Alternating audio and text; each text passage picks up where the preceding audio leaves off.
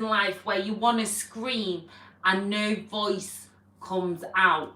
Often when our voices have been stifled or we felt unheard in life, we end up building it up. We get struggles in our throat, in our thyroid, in our gut when we're unable to speak out. And one of the powerful things of journaling is that it is our control, our freedom to express whatever we need to express from our minds and onto a page. So whether you start with free writing on a morning where you're literally just jotting out all the words that come into your head, you might want to do it in a swirl, all the different words. So if you're trying to kind of mind map something, again, you could do that in a swirl. But the beauty of journaling is our mind is like a swirl. And when we write stuff down, we can also put it into a linear process, a bit more of a system when our brains are all over the place. Sometimes it's just to go blur onto a page to make us feel well. But also journaling can really help our immunity as well. We all know that when we've been suppressed or oppressed, we can struggle with immunity and different health issues. And over time, when we take on times in our life and emotions that we don't deal with, then it can really impact our holistic health. This is just someone as a peer-to-peer. I'm not an expert, but I've helped facilitate a workshop on journaling today with the writing hall at Sparkle Studio. And it's all about sparkle, which life is like a sparkle full of light and shade, and that's what makes us whole. Whereas when we don't journal, it's hard to see things and almost close a book on things.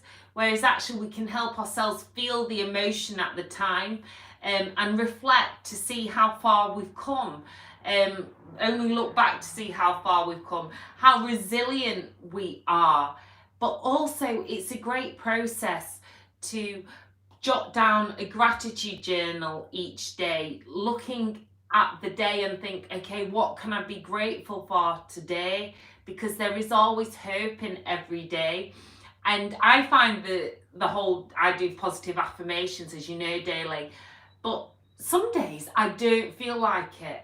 But that practice, I eventually feel like it. So even at the time I might be internally swearing at myself thinking, well, I don't feel like this today.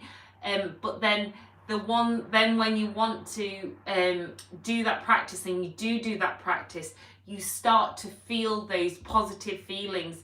And also they say, as the writing hall was saying today, don't journal to kind of self-depreciate and to put yourself down. You can rewrite your own story. So you can rewrite like what you internally have told yourself, that internal story. You can rewrite that on a page. I am strong. I am tenacious. Turn that internal dialogue. Do you know, someone said a negative thing about you and you've kind of taken that in over the years. I'm like this, or for me, I'm a whirlwind. Whereas actually, I'm creative and a lateral thinker, and we can translate our negative thoughts into positive thoughts. So these are just some of the positives of journaling and how much it can affect our health.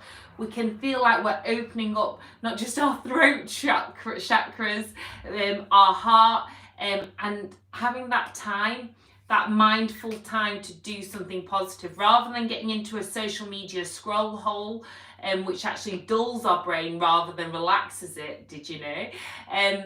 But actually taking that time to be mindful, to jot things down. But again, I'd love to know if you journal and whether you are going to start journal and if it's helped your health. So sending you so much peace, so much love, and so many shimmies and sparkles. And thank you, you're not a whirlwind, you're a sunshine. Thank you for that. I love that. But again, remember, life is always rocky when we're a gem, but life is like a sparkle full of light and shade, and sometimes if we look back at our past, and it will be full of light and shade, but then we can also rewrite our future and our present day. Sending you lots of peace, love and sparkles, because I liked it. Bye.